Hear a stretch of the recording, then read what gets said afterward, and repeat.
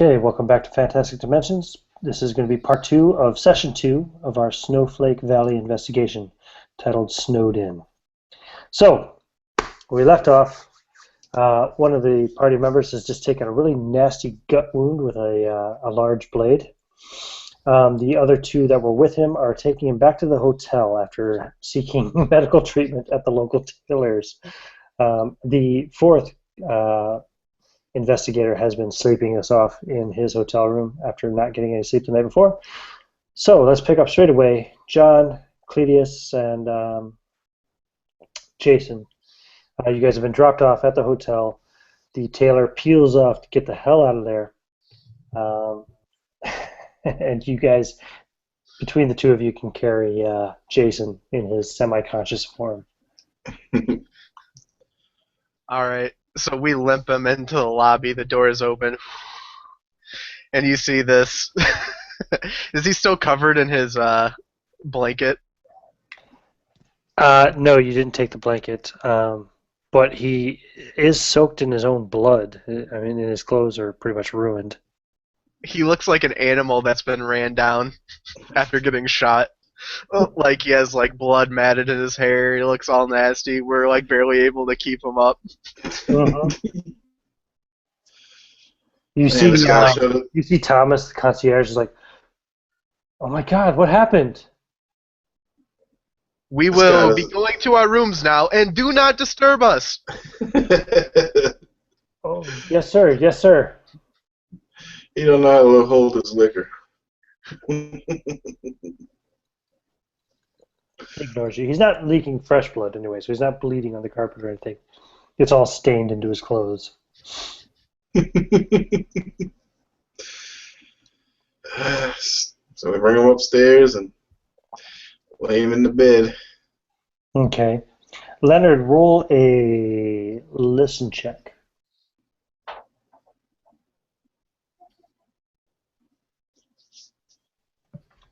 Listen, that is a 7. Yeah, you sleep right through it. You don't hear the noise next door. Okay. Which is, boring. I apologize for that. But yeah, he's sleeping soundly at the moment. Well, yeah, he's not. He is sleeping, but I wouldn't call it soundly. So Molly suffers from night terrors. He has a bit of a quirk in that when he does sleep, he sleeps with both eyes completely open, staring up at the ceiling. Yeah, so that's what he's doing at the moment. Wow. All right, very good. So you guys get Jason into the bed. What do you do after that? What time is it, Ian? Well, let's see. It was, about 9 o'clock when you got to the bar? And there was the knife fight, getting healed back up, getting back up here. We're going to say it's closing on 11 o'clock in the morning. We gotta hurry this up, Cledius. We gotta be down there for our grand scheme in only about an hour. Yeah. Hopefully there's something on them tapes. You're not really sure at this stage that Jason's going to make it for that. Oh, God. I mean, he could, but it's going to be at the risk of his own health. You should leave him in bed all day if you want him to try to heal. Yeah, he's gonna have to sit this one out. Cledius, we must make more salt water. Thankfully, you've got an entire fucking tub of salt nearly. Yeah. I'm gonna trace a circle around his abdomen, very lightly. I'm not gonna touch the wound. Good idea. And over top of it, I'm gonna air like a star, and I'm gonna mutter something that sounds like Latin and sprinkle water on it, and then look up towards the salt ceiling. Water on his wound. Like 3 drops of it. Ooh. Like literally like Jason, like roll fortitude save.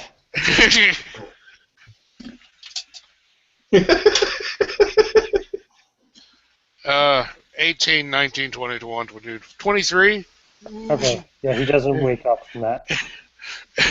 So you just see like 3 drops come up my fingers, kind of like you know at a baptism how sometimes the baptizer will flick water at the kids in the back. Yep. That's kind of like what I do out over his wound. Yep. You just hear me say something. I look at Cledius and I'm like, do you think it'll be enough to protect him from the bad spirits that I'll try to pull him away to the land of death in the night? So I'm not awake at all. No, you're sleeping, man. You've suffered a traumatic wound. I think him sleeping's enough protection from from himself. I think, barring any kind of outside agency, you're probably going to sleep until the following morning. All right, so he's out. Yeah, he suffered a grievous wound, which has been, Cledius, it's no longer getting worse, but he's going to need to sleep until the next day if it's going to start to get any better. he's like in a full body cast if he would have like been in an accident. I mean, it's only a stab wound in the gut, but He's bandaged and stitched, yeah, around the abdomen, and like I said, his clothes are ruined. They're slashed and full of blood. And it's like as near to death as you can get. no, you can get closer. Trust me. Would you like to see? No, that's quite all right. I turn to Cledius and I'm like, The funny thing is that was not even a planned encounter. That was just a. I know. Yeah. We're not even created encounter. We're not even fighting monsters. We died to townsfolk. Okay. He was outnumbered 3-1, in fairness, and yeah. Combat in this game is never a good idea. It's really. I turn and look at Cledius and say, well, should we go tell Molly? It's probably going to come as quite a shock. Yeah. Molly at this stage has been asleep for what, about 3 hours? So. Yeah, on and off. Yeah. So yeah. We're gonna have to freak this kid out and Yeah, so gonna... so when you see me, I'm lying on the bed. My eyes are wide open, staring up at the ceiling. My arms and legs are like splayed out.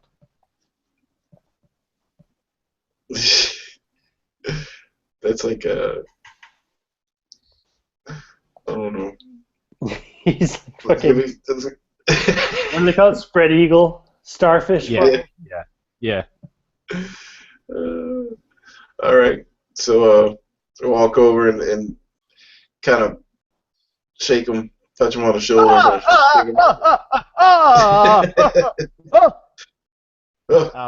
So yeah, as soon as you touch him, he freaks out.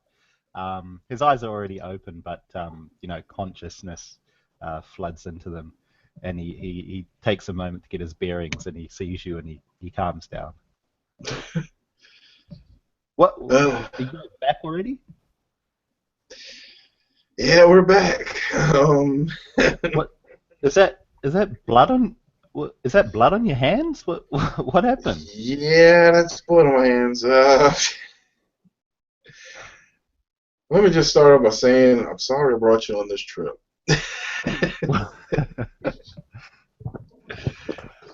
But sorry. You broke the I'm sorry. Go carry on.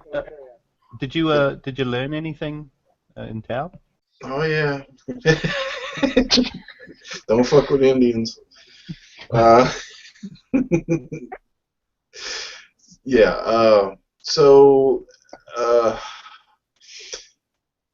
think one of us is gonna have to go with you to check out the tapes. Is Jason still down in the town? Molly, I'll be frank with you. He's almost dead. He's what? He's John. what? Damn it, I'm not good at these things. And I just walk back into the other room. So Molly's gonna follow him into the room and he sees Jason on the bed, and it's like, what the fuck happened? I thought you guys were going to get some information and look at the town. What the fuck? Why is he covered in blood? Molly, we're in some deep shit. He got into a bar fight with 3 Indian miners. Oh shit. Well, is he okay? Well, that's a matter of opinion.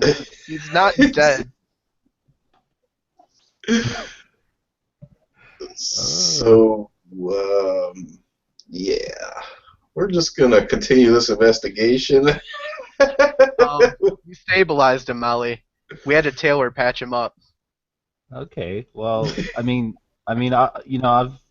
got some pills in my bag. If that'll help. They're pretty powerful painkillers. I mean, I don't often use them, but they're there. That's a great idea, Molly. Yeah. He Yeah, is in a lot of pain. He's had nothing to soothe that pain so far. Give him Okay. whatever shit you got, man. Yeah, But I he's gotta- unconscious. Are you going to force feed him some pills? well, I've got some Percocet. Is that would that help? Sure. Whatever you got, man. Do you know first aid? Do you have any type of medical training? That's a good question. I mean, Do you have any medical knowledge, any heal skill, or? No. All my medical knowledge is self-taught and is pretty much centered around. I'd like you to roll just a straight wisdom check to see if you give him too much or not. That is a 19. No more Okay. lies. Yeah, you give him plenty, but not too much. So he'll sleep well through the night and with little pain, but you won't overdose him to the point where he may die or take more damage. So, Okay. yeah. If he has yellowing of the eyes or a dark-colored stool, that he might need to see a doctor. Yeah. I think we're going to be taking him to one eventually. Well, you've got at least 3 days before the roads will be cleared, so. So, yeah. Unless one of you guys is going to turn into a bird and fly him there, so. Yeah, you never know. So, yeah, I pull up my my sleeve and I check my my watch, my antique watch. Yeah, it's after 11. It's probably about 15:15. All right. So I got just enough time to make a pot of coffee and wash all this blood off me before we Yeah. go down You guys there. want to fast forward to the 12:30, 12:30 thing? I do have one question for him before we go. Yep. Cledius, perhaps you'd like to tell us now what you found in the Book of Sound and Light. That's a story for another time. You know best. I'll say this. I have some knowledge that I have not put into practice yet. Let's put it like that. Interesting. You found an Oh. application? Roll like a wisdom check, I guess, Cledius. Okay.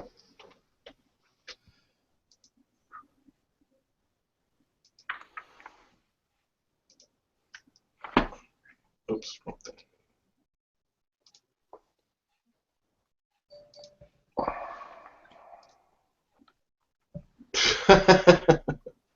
Crit failure. Yeah.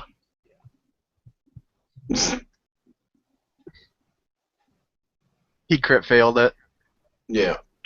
Oh, he did. Oh, sorry, I couldn't see that. Sorry. Yeah. Yeah. You're thinking about it, you're like, actually, one of these spells might come in pretty handy right now. Do you remember the spell about the mines? Mm-hmm. Do you remember what it does? No, I don't remember what it does. Oh yes, it transfers the knowledge and the consciousness from a planar being to a. From one being to another. So you think, maybe if you used it properly, you might be able to take Jason's knowledge with you to escort Samuel downstairs, which would allow you to kind of take Jason's place in that particular role of the operation.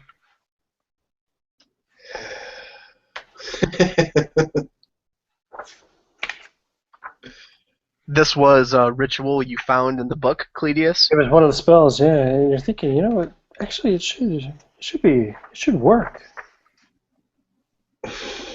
What does it require, Cleidius? What does it require?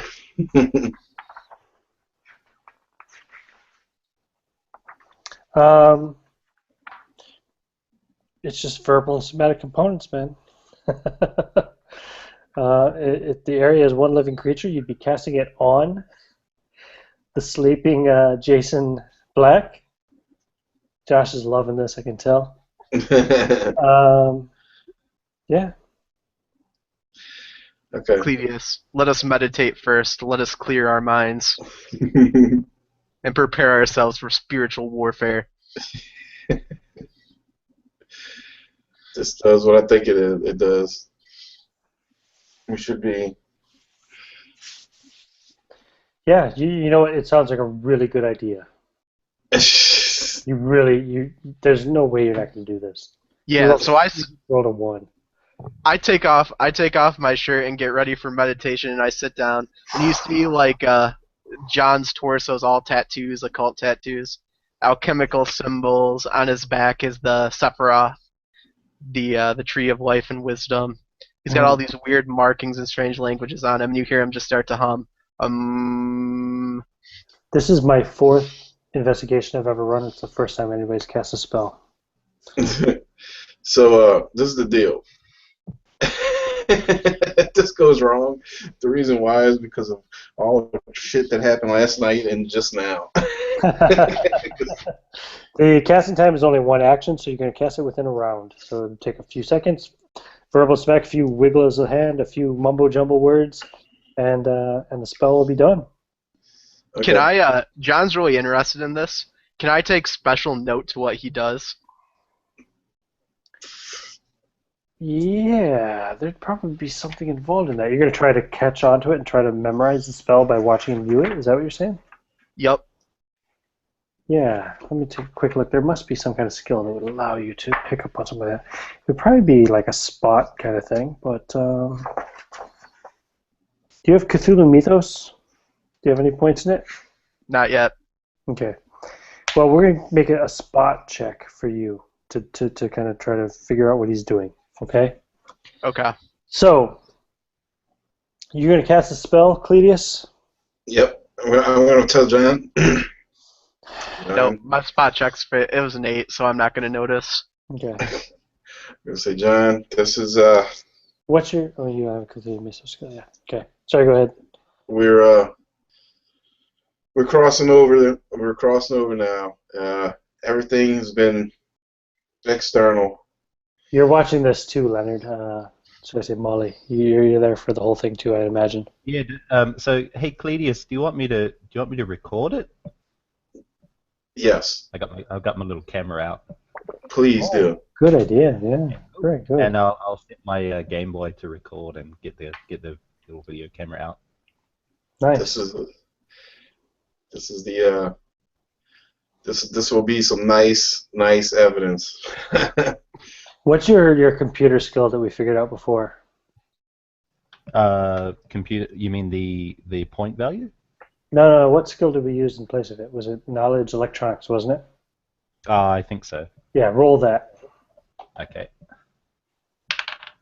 Shit. That is a 12. What were you using to record? The Game Boy and Game Boy and one of those little handy cam. a little. In 2004, do they have handy cams? Yeah. It might be yeah, they would have had something.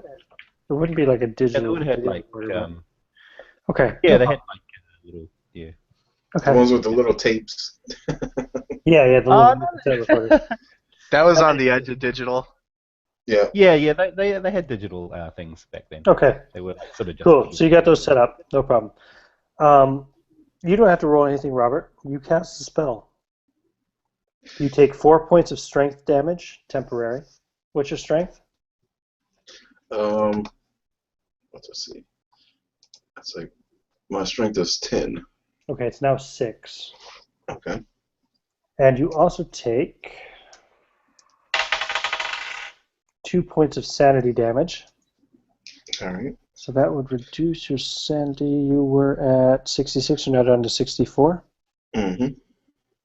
You're still not doing too bad on that. You're at -4 strength. I'll put him out with that. Josh, I know you're asleep and all right now, but I need you to roll a will save. Okay.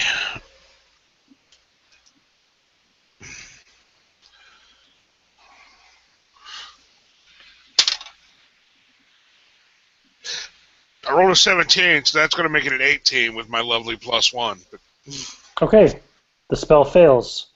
So you take 4 more strength damage. You're now down to 2. Ooh. Weak as a kitten. So You does he like wither from standing almost at this loss of strength? Yeah, at this point he is so weak. And at strength of 2, he's weaker than a kitten. Cledius, friend! I run over to him to try to catch him from And another falling. 5 sanity points damage, so that takes you down to 59. What's your wisdom anyway? My wisdom's 14. Oh yeah, you're going to take a temporary insanity effect as well. Your spell failed because he made a saving throw. And he's unconscious, so I'm going to consider it to be an automatic attempt to succeed. If he was conscious, he could have made the conscious effort to not resist, but he was unconscious. Yikes. Give me a percentile roll there. Oh, no, first give me a D10. Okay.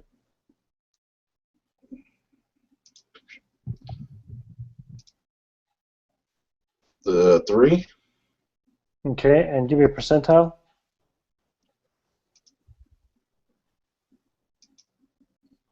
89.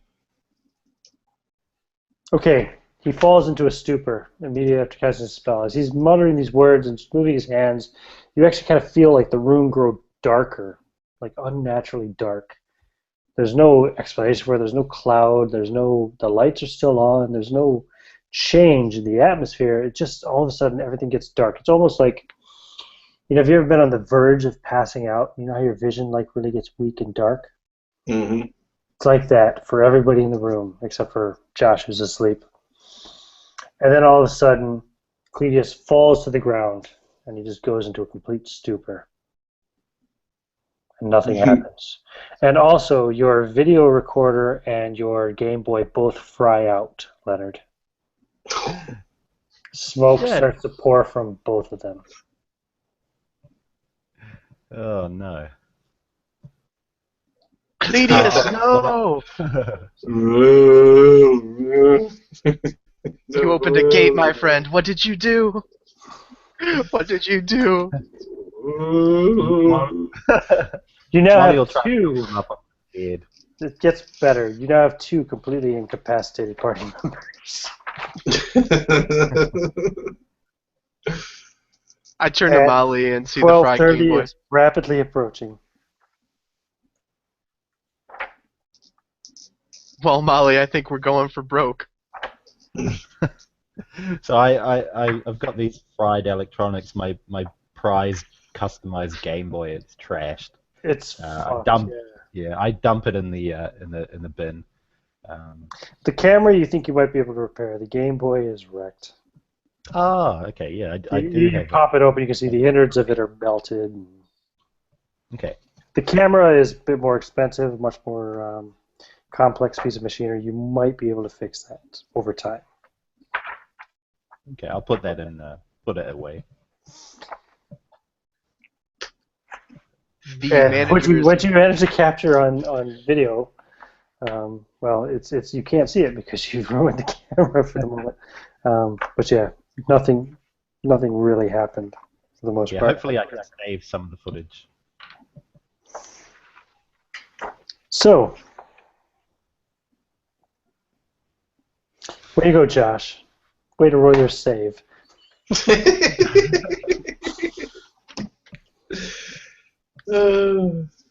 Well, Molly, I'm sorry you had to see that happen to Cledius. Do you think he'll be okay? I've got no clue. Oh, He's beyond me. What What do he you did guys there, do with I've him? never seen anything like it. oh. What are you gonna do with him? He is unconscious. He is even more unconscious actually than your stabbed friend over there. Let's take him Well, to I the mean, other bed in the other room. are you sure? Do you think he'll be better? I mean, if they're together, I don't think you've put any salt in our room yet, and if that'll help protect them. Oh no, he has.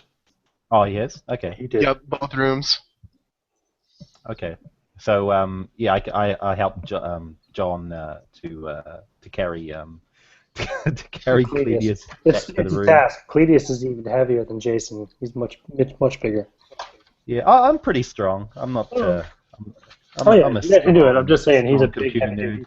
He's almost Yeah. 7 foot tall, so Yeah.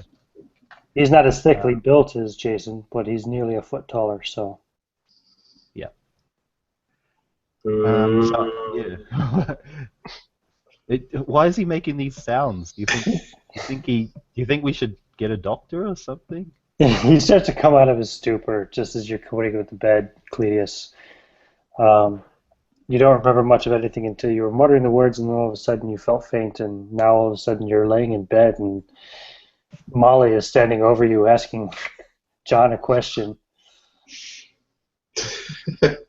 I don't know. You feel extremely weak. I get up. Oh, I sit up. Oh, oh. You sit up and you feel even weaker as you do so. You feel like if you try to stand up, you'd just fall over. Easy, So my I lay friend. back down. You have a strength of 2, dude. Yeah. Wow. So I lay back down. John, we must battle the forces of evil. They will never help us. A child has a strength of 5. I just asked Cleus, what did you do back there? Oh, I was playing with things I shouldn't. Actually, Cledius 2, I'm sorry. You should get, you already have a point of Cthulhu Mythos, yeah? Yeah. I should have probably given you 2 for your first experience, but no, this time I'll give you 2. You get 2 more points of Cthulhu Mythos, Okay. lose 2 more points of Sanity, which takes you down to 57 now. Mm-hmm. So you've lost 13. Is 13 20% of 70? I think it. No, it's not. Okay, good. You're not at any long-term insanity yet. But you've got more Cthulhu Mythos knowledge from casting that spell now. Yay. As good as it can do for you. Cledius, we're gonna have to leave you. We need to go find those recordings. It may be our only way out of it at this point. Okay. Please do. So it's now down to you and Molly. How do you want to do this? I need to give Molly a pep talk. I put my arm on his shoulder. I say, I know things haven't been going the way that you thought they would.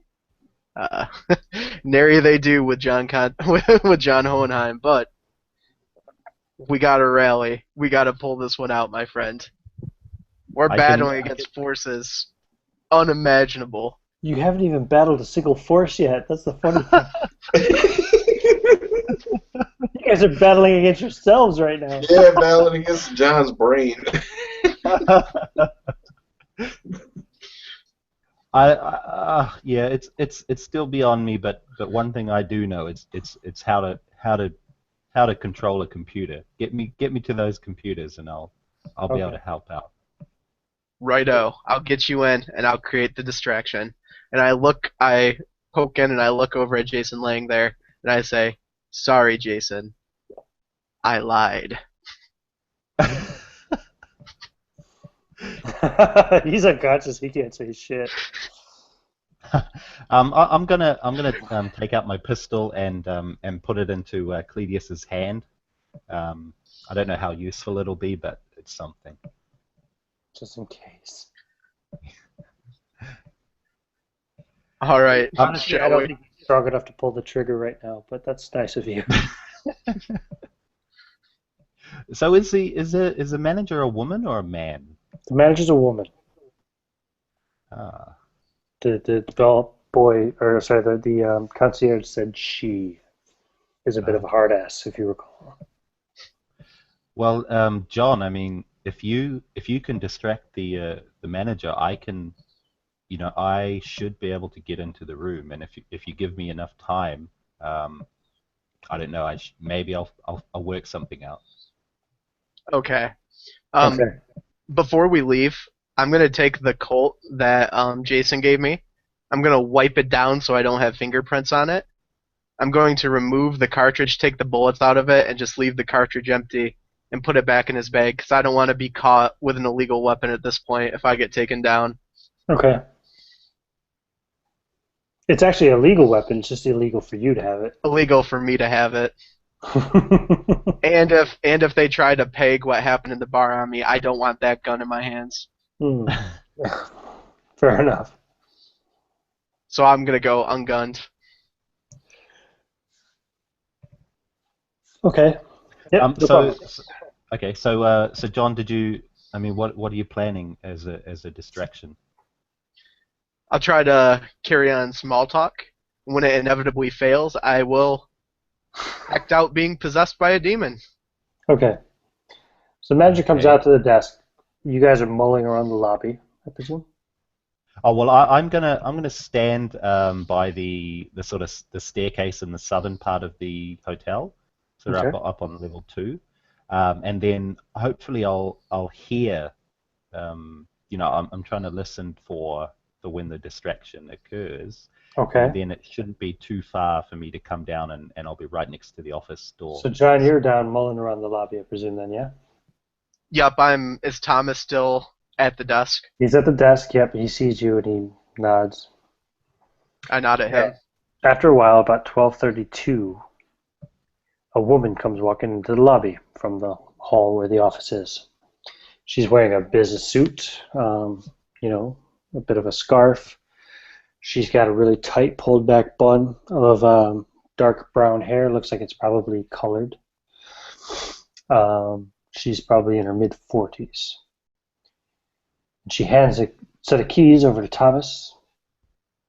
You see there's another guy standing behind the desk with Thomas. And she just hands the keys to Thomas and she starts to walk towards the front door. Thomas moves, walking down towards the hall to the office, and the other guy seems to take position there behind the desk. I'll slowly follow Thomas, but He's I'll gonna- stop at the She's gonna walk actual. right past you.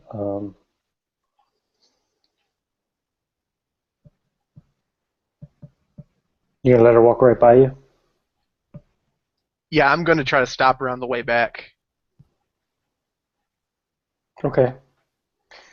So you start to walk towards Thomas. Thomas walks down the hall. The other concierge, call him concierge 3, takes position behind the desk.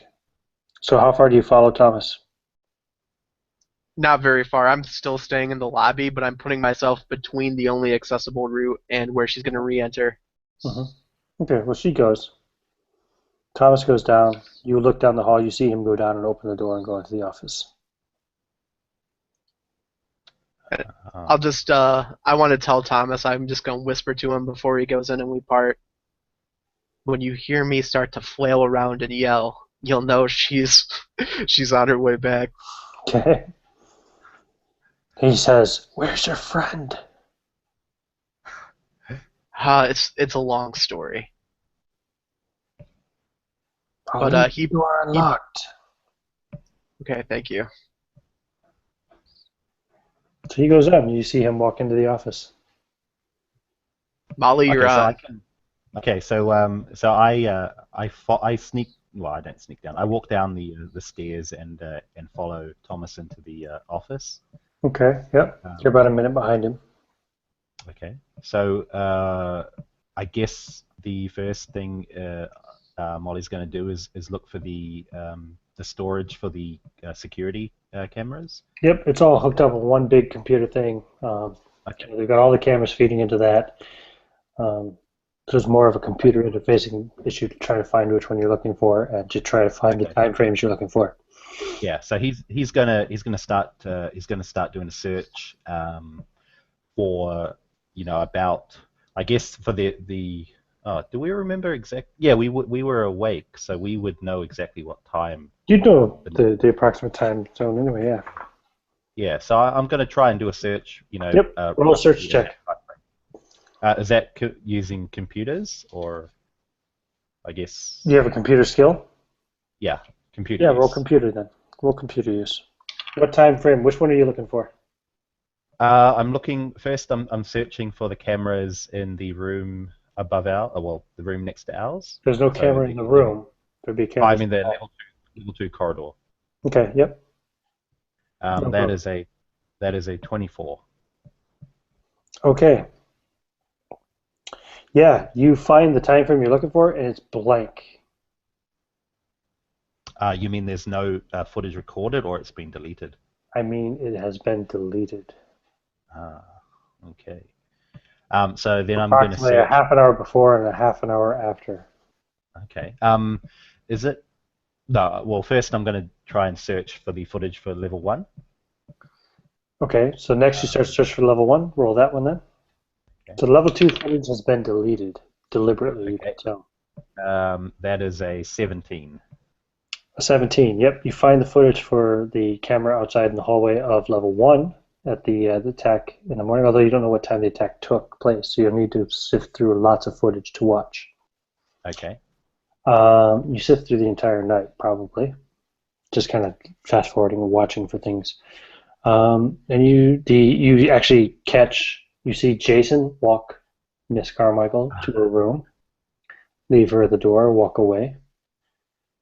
And then you don't see anything for several hours until the cleaner goes up, knocks on the door, opens the door, walks in, then comes staggering out and falls down in the hallway and gets up and starts stumbling down the hall.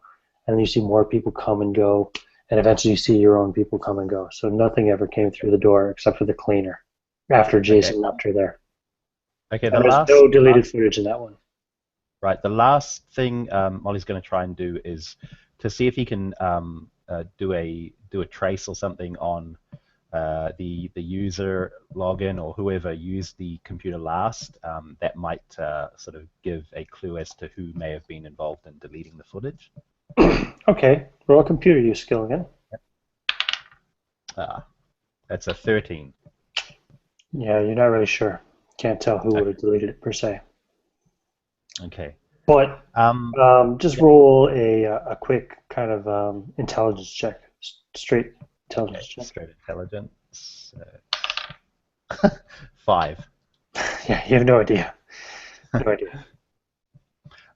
Okay. How much time has passed? Would there Sifting be? through all of that footage, probably, honestly, only maybe 40 minutes. Okay. Does he look fairly calm, or is he starting to sort of look a bit impatient?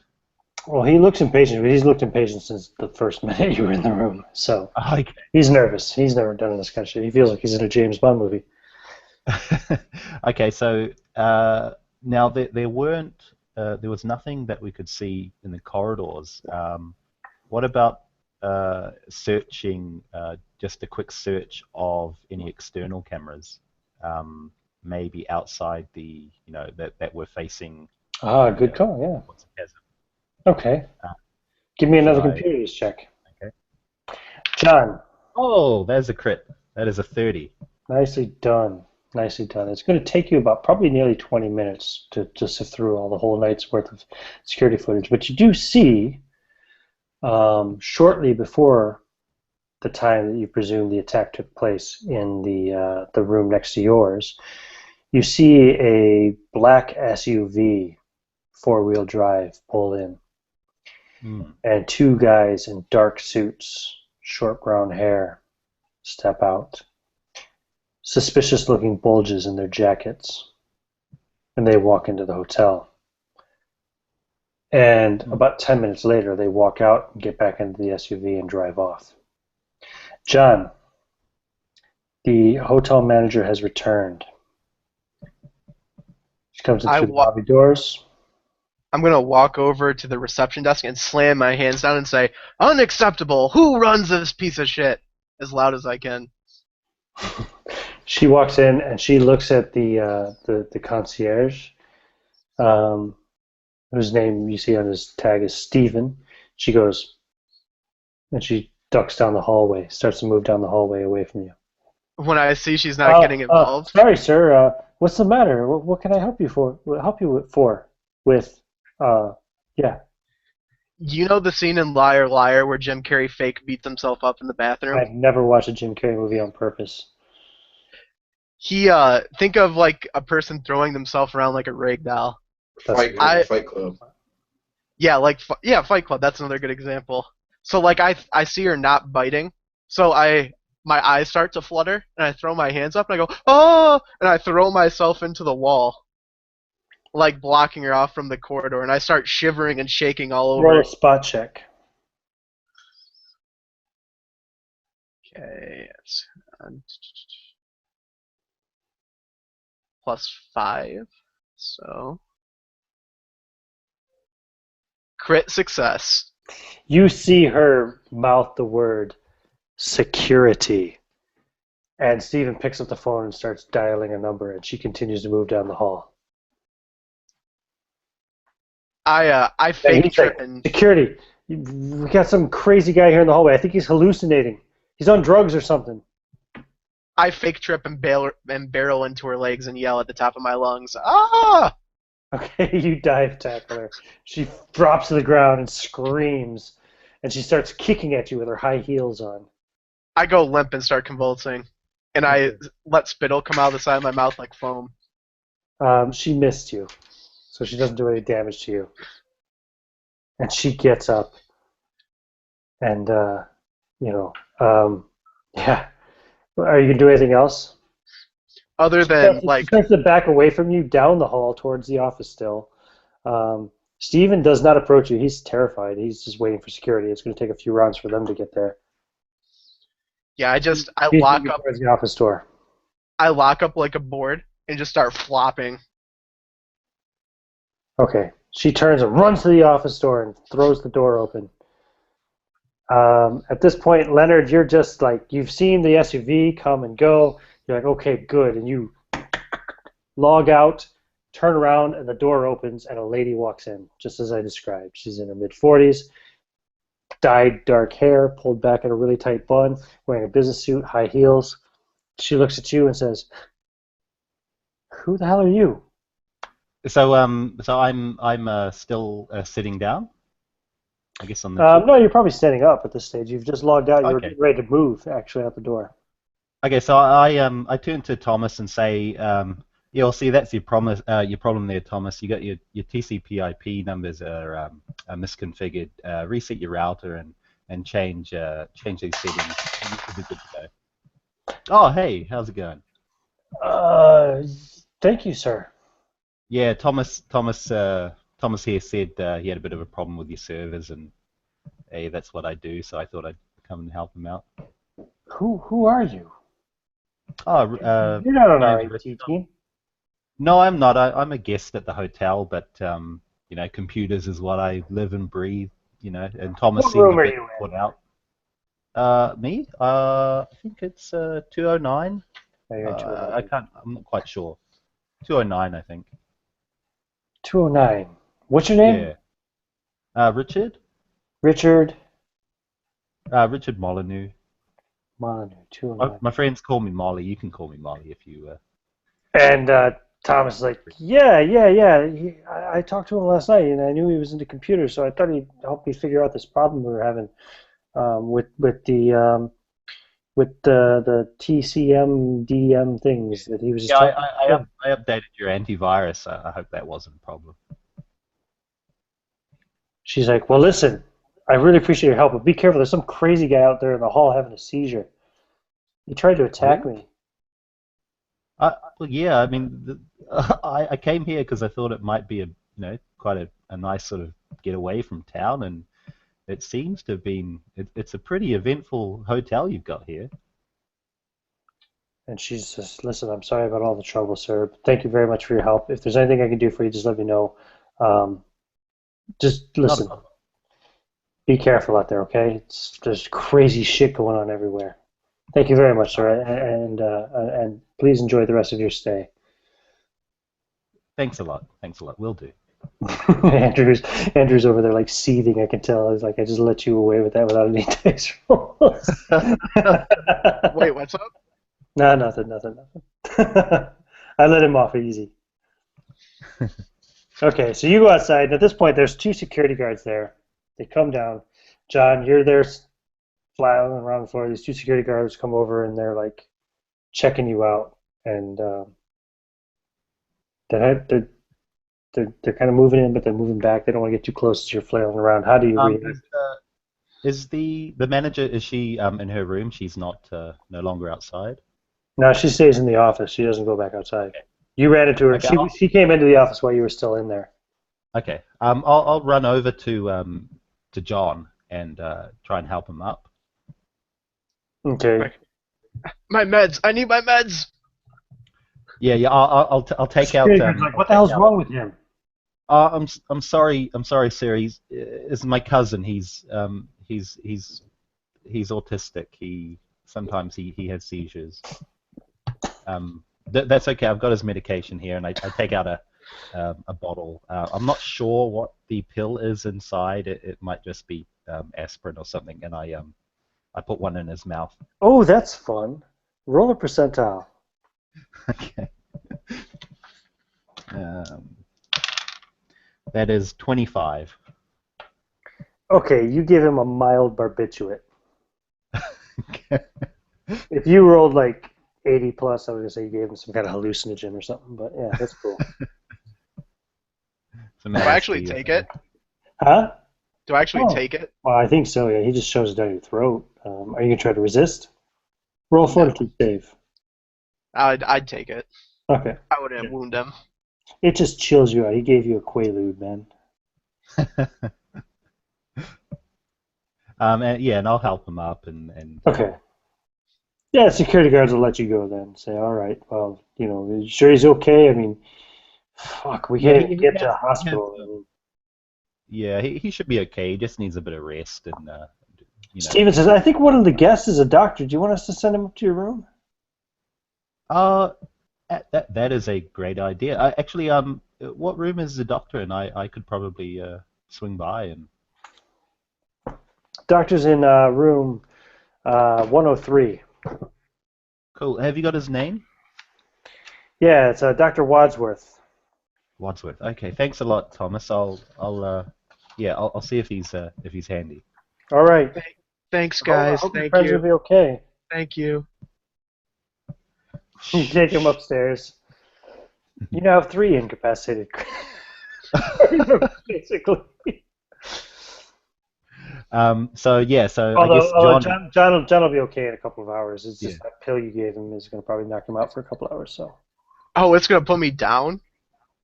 Yeah, man. He just gave you like a really strong, it's a mild barbiturate, but it's going to knock you out for probably an hour or two. I mean, you don't regularly take downers, do you? No. No. Yeah. It's going to probably knock you out for a couple of hours. You might be kind of semi-conscious, but you just won't be clear. Are you familiar with Quaaludes at all? No. I know No, that's like an old school kind of drug, but it's that kind of effect anyway. Yeah, it's like ketamine or something, isn't it? Yeah, kind of like a morphine or something. I don't know. It's just like seriously loosens up all your muscles and everything, and just relaxes you, puts you out for a good while, Okay. Yeah. So It's I think. it's about 1:30 in the afternoon. Okay. We'll say John will kind of wake up around 3:30, 4 o'clock. Jason is going to be out for the night. Cledius, Cledius will probably wake up. He might be awake now, but he's going to be, he doesn't have enough strength to really carry himself under his own weight, under his own power. Molly's gonna call down for room service and get a bunch of food and drink. I gotta say, guys, just in this is really incredible. We have not come across a single encounter yet scripted in the adventure.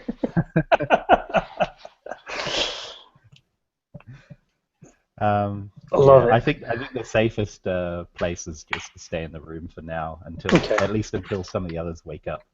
Okay. It was around 4 o'clock. John's awake, and you're kind of tending everybody to make sure none of them die in their sleep. John wakes up first. Or, well, and Cletus. We'll say John and Cletus both wake up around the same time. But Cletus feels extremely weak. Yeah, I wake up and I'm just laying there, and I have another like huge epiphany about my life. You feel extremely weak, like I said. Actually, you have a rat level of strength right now. Right. So the last like huge thing that happened, like really, I never believed anything that John said. Then I started believing, and now after this happened, Oh man, you saw some crazy shit. now I'm thinking about, man, I need to start going to church. I need to start doing all this other stuff.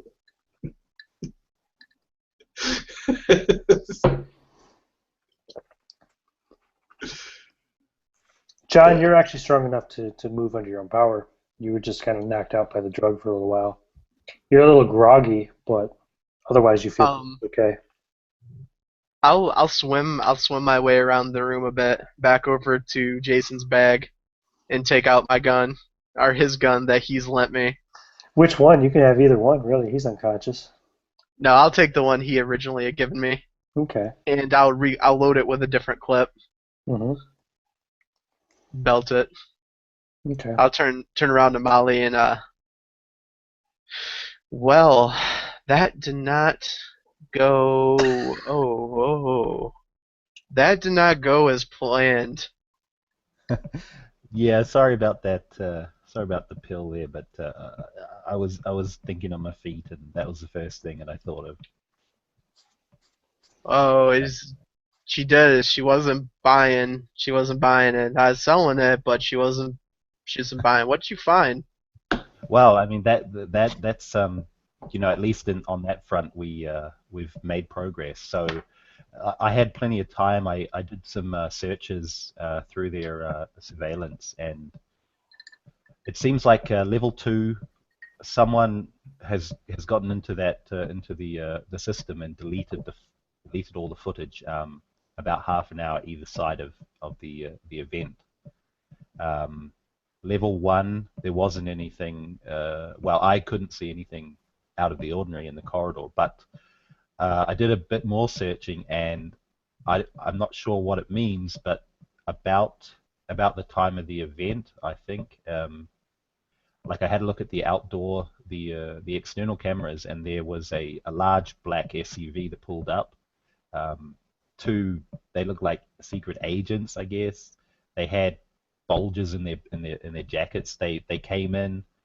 I don't know where they were here about 10 minutes, and then they left. I don't know what to make of it, but that's all I had time to find. John gets lucid for a moment, and he's like, "So, we find the black SUV. We find the suspicious characters." Are these? I mean, who would? I can't comprehend what this all means. Like secret agents in some hick town. What does it mean? Somebody's. It's an inside job. Somebody's, and I think that Dick Sheriff, he's in on it. Hey, I just had a thought. I mean, if I was to make a guess, it almost sounds like industrial espionage. I mean, you've got these mining companies, you've got secret agents, and I mean, wasn't Miss Carmichael some sort of professor or businesswoman? John just kind of like shifts his head. She's a bitch.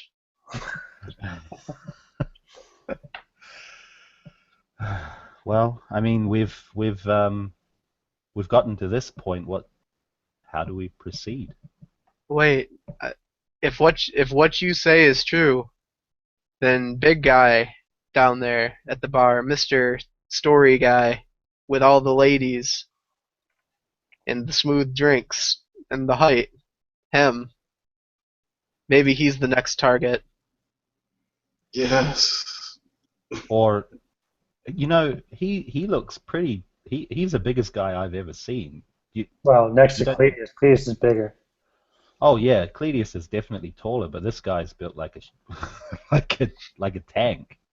You don't think he killed Miss Carmichael, do you? No, he's a lot of things. But Bird, no, he's not one of those.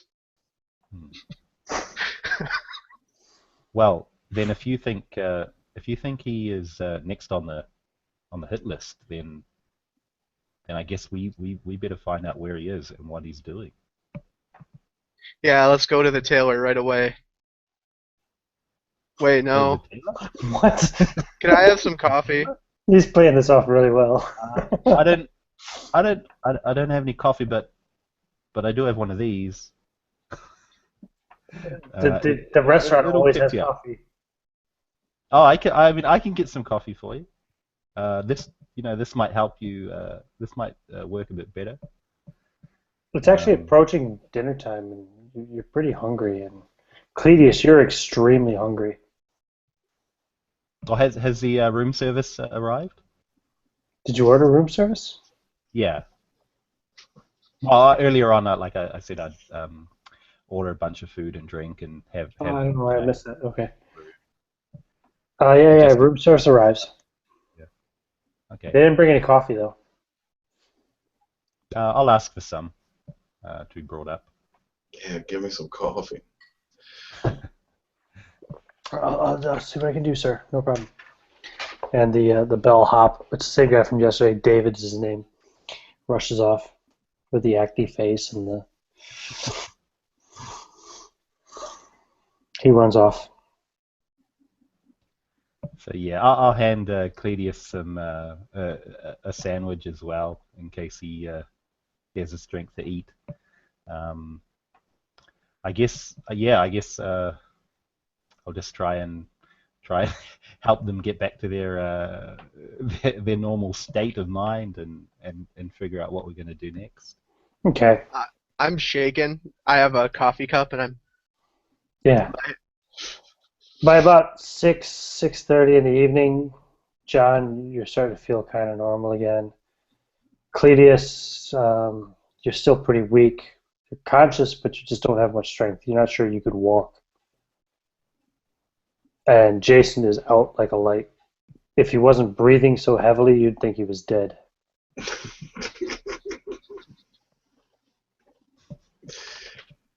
Alright. Shit. Well, Molly, And he's what still wearing those same blood-soaked clothes that you left.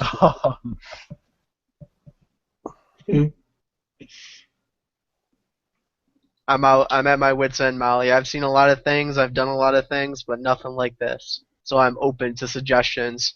And I just cross my hands and start twiddling my fingers.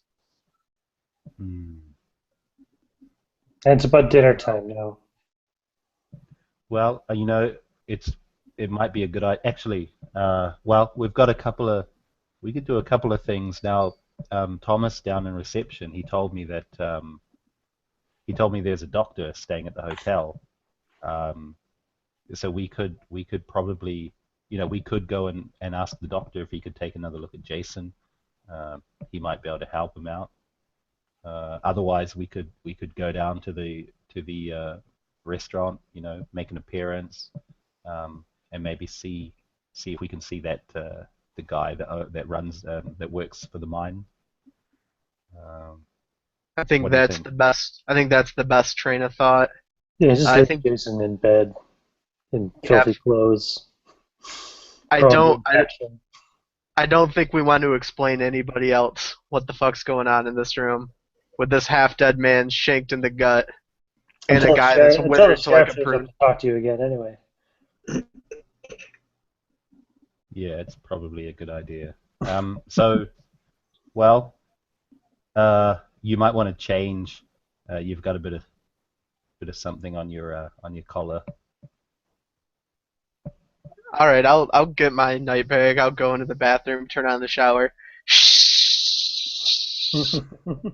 Steam coming out. I wash away all the filth, and I come out looking almost Bond-like. Oh, he's cleaned himself up real good. Cletus isn't going anywhere without help. Right. You guys are going to have to go on without me. Go without me. Go. But before you leave, just one thing. Put it on Channel 12 so I can watch the Antique Roadshow and Masterpiece. Awesome. Of course, my friend. Of course. I'll leave this soup by your bed in case you get hungry. Oh, thank you. The investigation must go on. Okay. So John and Molly make their way down to the restaurant. And at this point, it's a little after 7. You go down, the place is packed. No, sorry, Josh. Nobody cares about your sanitary condition. They leave you laying there in your own waste. In fact, he's probably pissed and shat himself by this point, but that's okay. He's only been unconscious for nearly 12 hours. Although the Percocet, one side effect is constipation, so maybe. Oh, that's good. Maybe he didn't shit himself then. Okay, Yeah. that's good. You guys go down to the restaurant. It's pretty packed, and the hostess comes up to you. Says, "Table for 2?" Yes. Is Yes, that red-bearded man anywhere to be seen? Well, you don't see him from the door. She says, "Yeah, we have. Is non-smoking okay? The smoking section is full. If you want to wait for half an hour, we might be able to get you a smoking seat." Yeah, actually, I think my friend needs a cigarette, so perhaps we could wait at the bar. Well, yeah, standing room only. If you don't mind, the bar's pretty full. Sure, no problem. Okay, so she takes you over to the bar. It says, "Can I take your name?" Yeah, Richard. There's a lot of Richards, mister. Anything Oh, else? Richard Molyneux. Molyneux. Yep. I'll let you know when the Yeah. table's ready for you, sir. And you get up to the bar, and yeah, the guy is at the bar. The big, he's not actually Scottish. He's actually American, but he's one of these guys who's like, oh, I'm Scottish. You know what I mean? He's actually Scottish American, but he was born and raised in the States, and he's been to Scotland before. But yeah, he's really proud of the whole heritage thing. He's there, and he's talking to a really attractive young woman. She's probably, I think if I recall correctly, I say he's around his early 40s or something like that, wasn't he? Yeah, I think so. She's nearly half his age, very early 20s. Yeah, he is in his early 40s. She's probably 21, and she's sipping on a martini. In the actual proper martini glass, it's obviously a shaken martini. And he's drinking a beer and talking to her. You guys go up, the bartender sees you and says, "Can I get something for you, sirs?" I'll have a rum and coke. John, what are you having? Whiskey neat. Scotch, Irish, bourbon? Bourbon will do. Okay, so he sets up, first he makes the rum and coke, ice, rum, coke, slice of lime, puts a straw in it, hands it over to you, and then he takes a bottle off the shelf of Woodford Reserve, pours about a finger and a half full into a rocks glass, no ice, hands it over for John, says, that'll be $11. I got this. So I haven't actually spent too much money yet, and I pull out a $20 note and give it to her. Okay, he hands you back $9. Oh, keep it.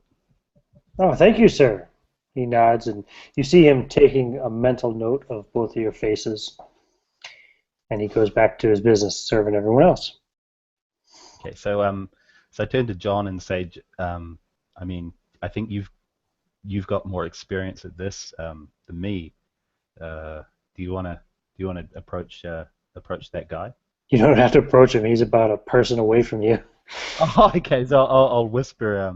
Yeah, I'll whisper that. Oh, don't worry. He's not paying attention to you. He's talking to Okay. this sweet young thing that he's got at the bar there with him. I'll take a sip of my bourbon, and I say, well, to be honest, I'm pretty bad at these kinds of things, if you haven't noticed. Maybe I should be your wingman, and you should lead on this one. Okay, I can try. I'm rather eccentric, I've been told, and come off as a bit of a loon. So No, I'm going to wait in the wing. You take lead, and I'll jump in when the time is right. Just introduce me. Okay. So I mean, I'm just gonna try and be friendly, or okay. But is he's there got an his back angle to that you you. want me to go for? He's talking to the girl. She's laughing. He's laughing.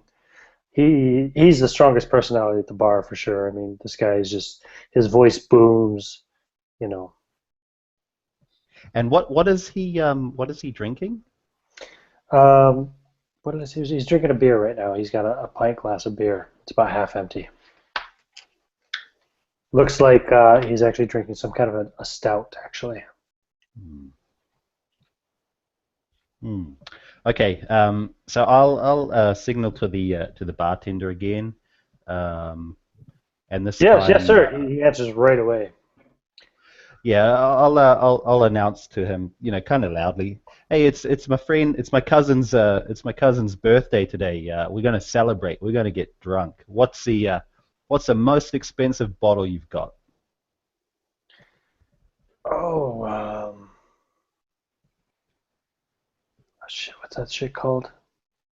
Stupid champagne. It's like $150 a bottle. Is that Dom Perignon? Yeah, we got a bottle of Dom Perignon. Okay, bring it out. Bring it out. $150. Not a problem. And I guess how many people are at the bar? There us. are about there's 8 Crystal. seats, so there's about 16 people. Okay, well, I think we're going to need more than one bottle there. Do you want 2? Bring out two. Bring out 2 and bring out 16 glasses, one for each of these, each of my new friends. That's $300, mister.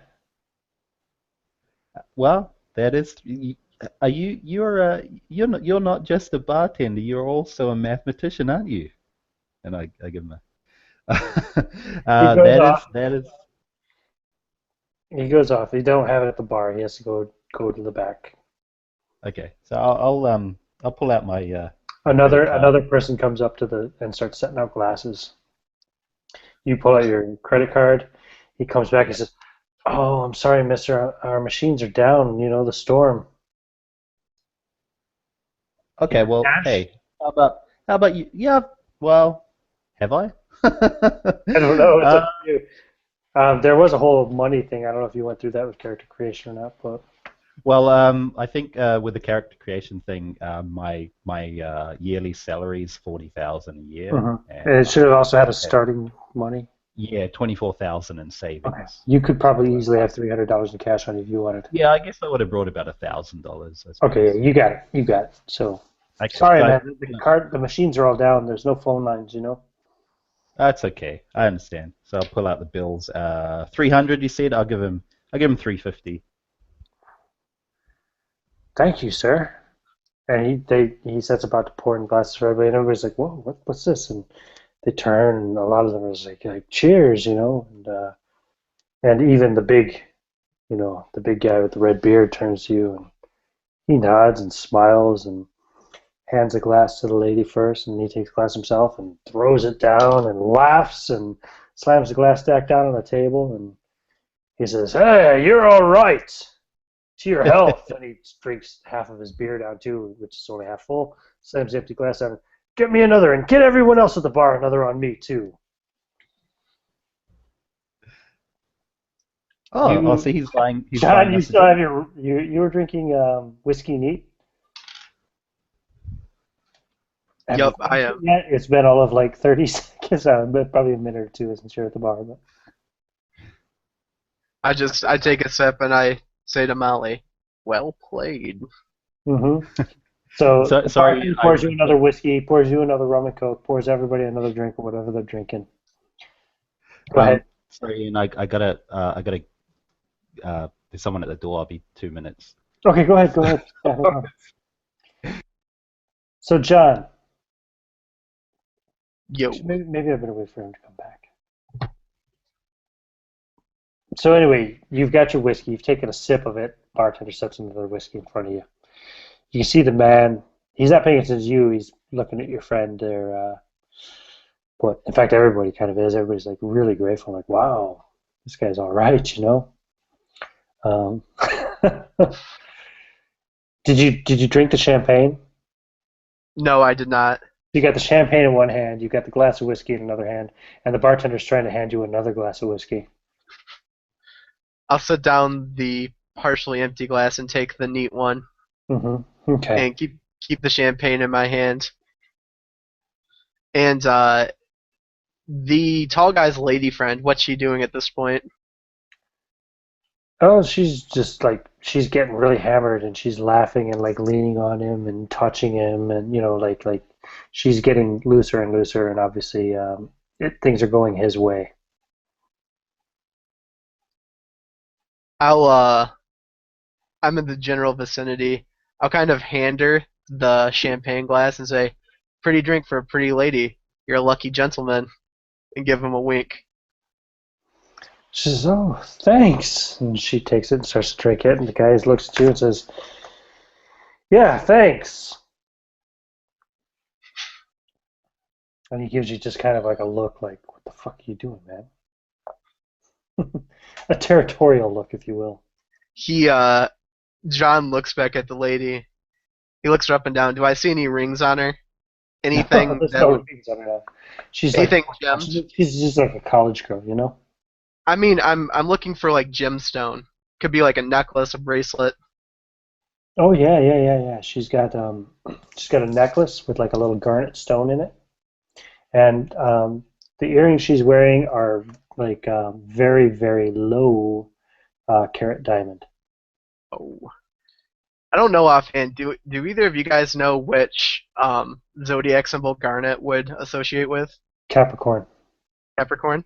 So I'll notice that and I'll laugh and I'll be like, "Oh, you remind me of a Capricorn. It's just that quality you have to you." She says, "Well, that's very accurate of you. I was born on Christmas Day."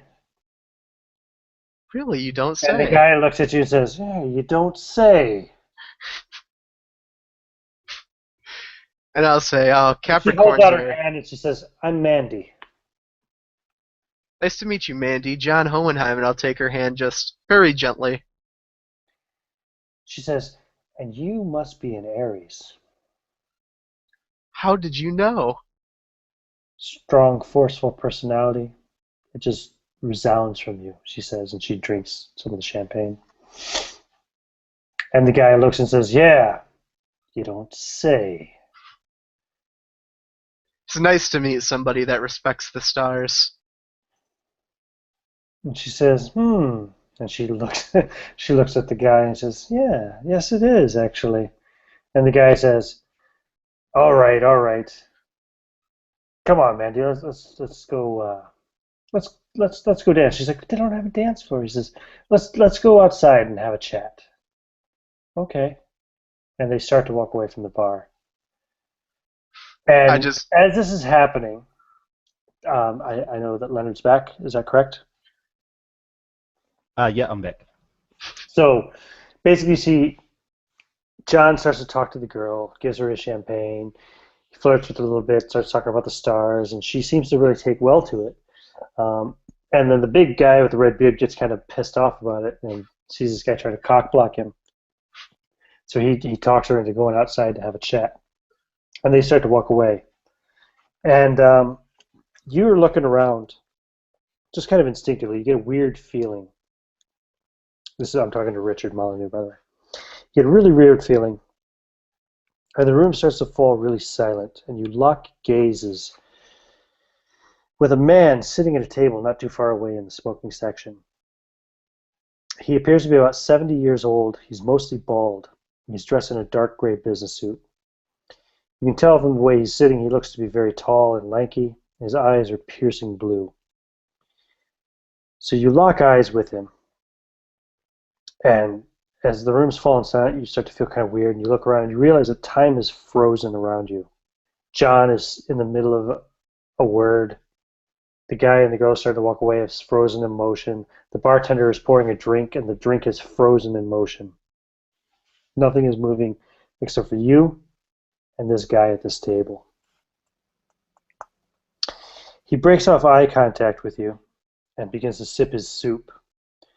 But a voice echoes inside your head and says, "You did well to come here. You've done all that I have commanded, and I am well pleased. But now you must leave. You cannot begin to fathom the secrets of this valley, and nothing good can come of your interference." And before you can actually move or do anything, the scene returns to normal and time begins to flow as usual once more. The table where you saw the man is empty, but his soup bowl and wine glass are still there. So, John, obviously the man and the woman are starting to walk away. So I'll turn and just lean against the bar and watch. Okay, they walk on out of the place. Hey, John. What would you, how would you classify a paranormal experience? It's a little bit different for everybody. Bright lights, extended consciousness, change in the psychosphere, a shift in the mental state. I think it happened. I think I finally something happened. And you see he's like kind of sweating and he's broken into a cold sweat. He's really pale as he's explaining this to you. His eyes are closed, shut.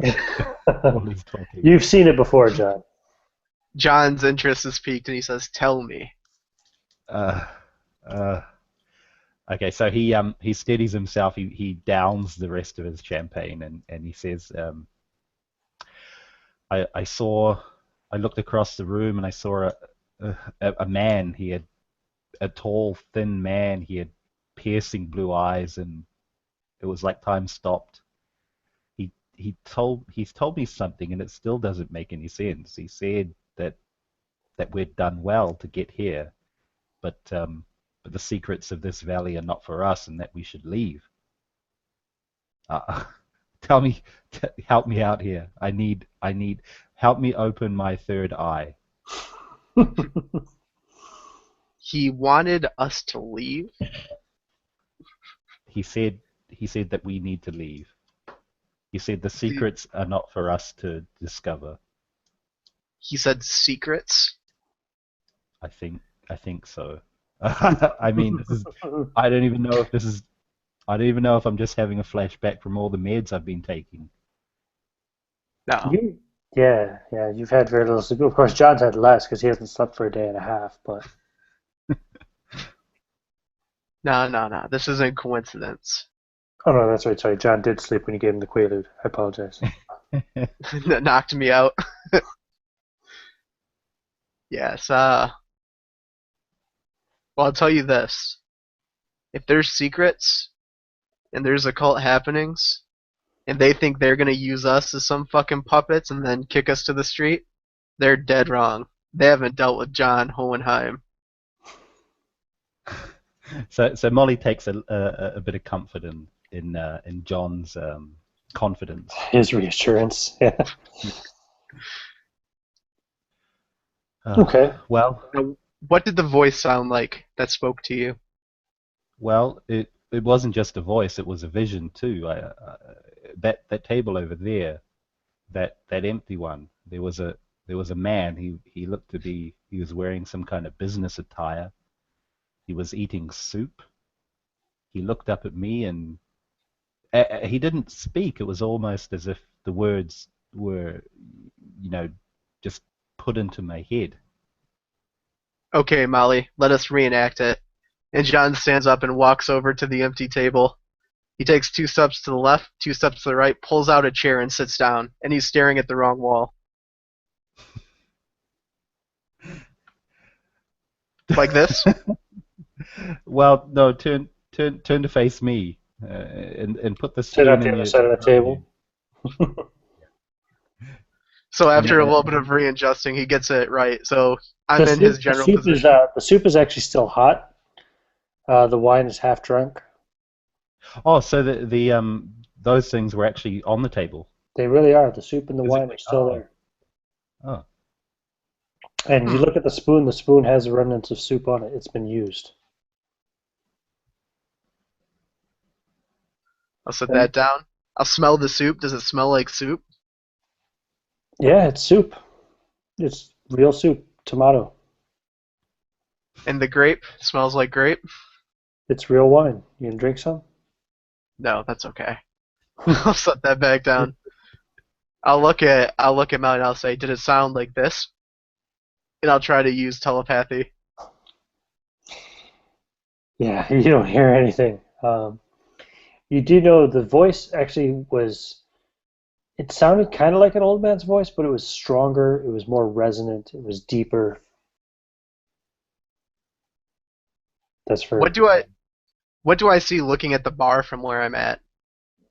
I would Well, have I would have saw everything he did, right? I would have yeah, saw him you walk can in. see clearly. You see Molly standing there, looking at you, Hmm. looking a bit pale, sweating a little bit. Why tip his hand now, of all times? What did he see? What did we trigger? Waitress comes over and sets a bill in front of you, John, and says, "There you go, sir. That'll be $9."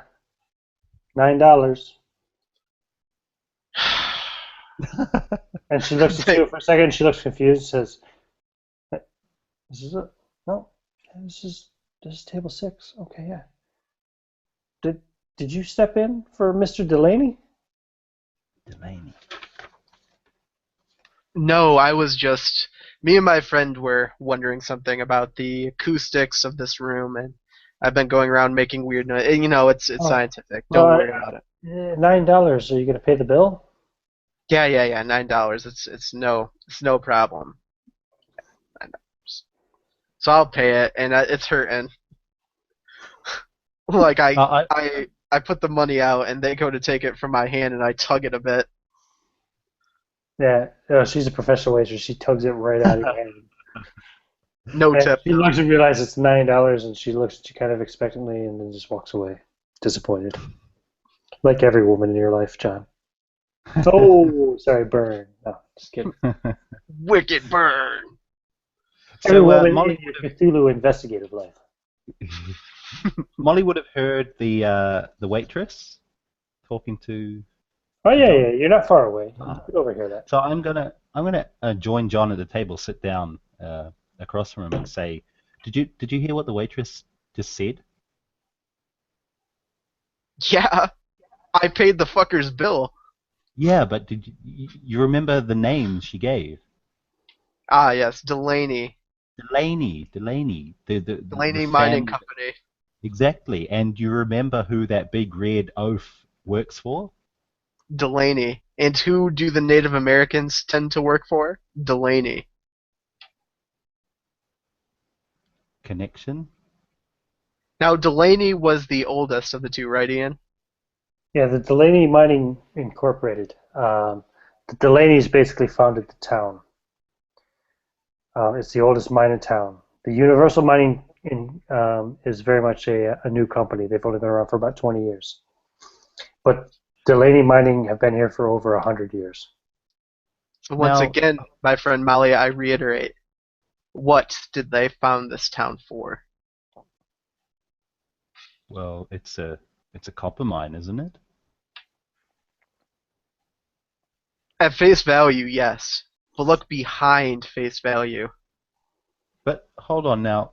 Now that man that died in room 212, didn't he work for who?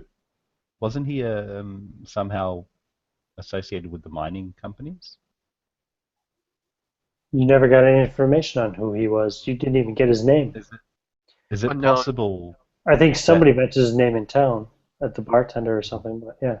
is it possible these murders are connected to the mining companies? Or perhaps, well, they must be. They must be. I mean, I'm Indeed. I well, I'm thinking that this Delaney, this Mr. Delaney, is not. He, I think he's more to do with your side of things than anything mundane. Did you ever hear of the Paradise Theater? Was that in Chicago? You're from Chicago, right? I think I am.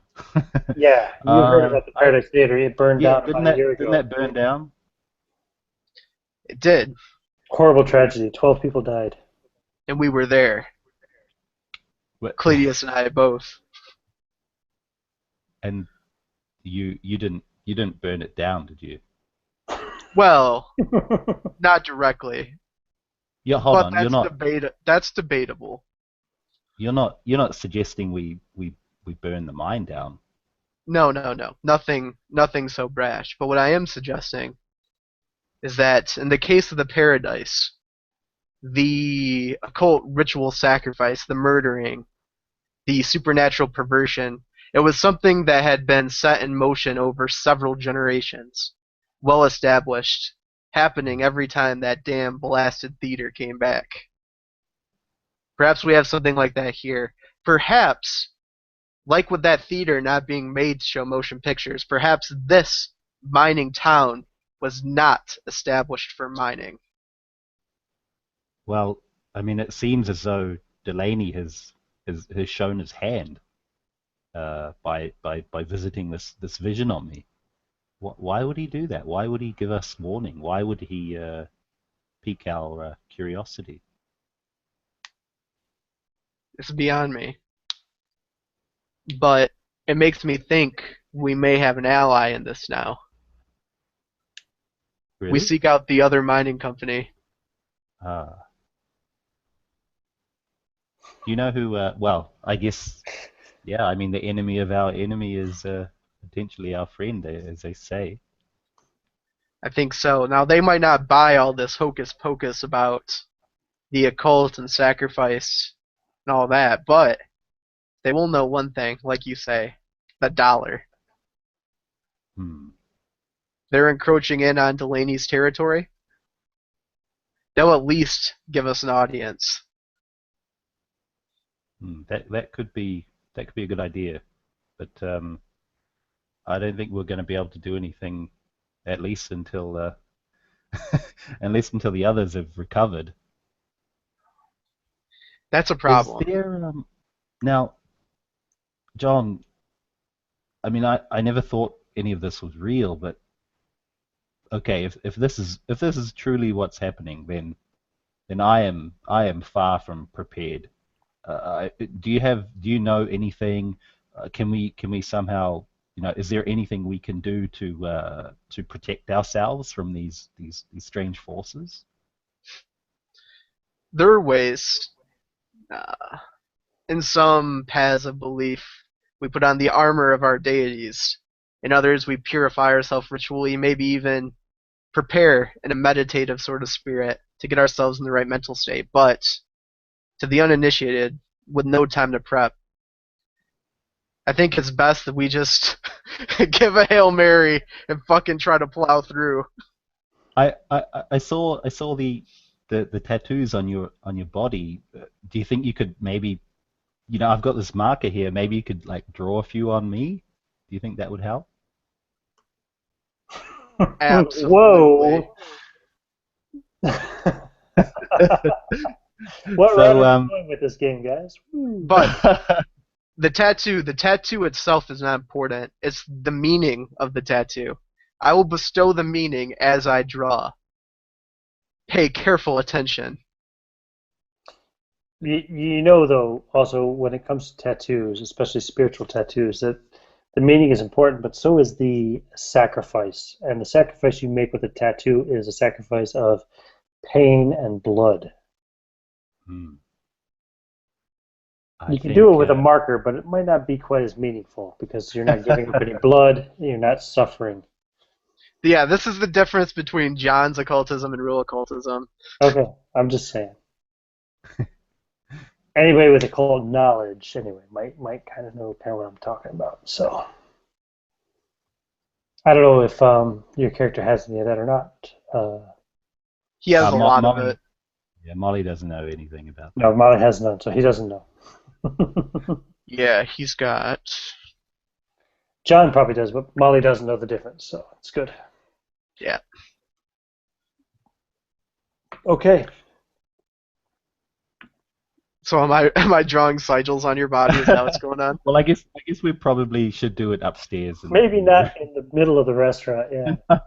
Take off your shirt. All right, so we go back upstairs. Okay. I want to take a break. I'm actually going to take, I'm going to stop this broadcast. We're going to start with another broadcast in a few minutes. Another quick bio break. And we'll move on with part 3 of Snowed In momentarily.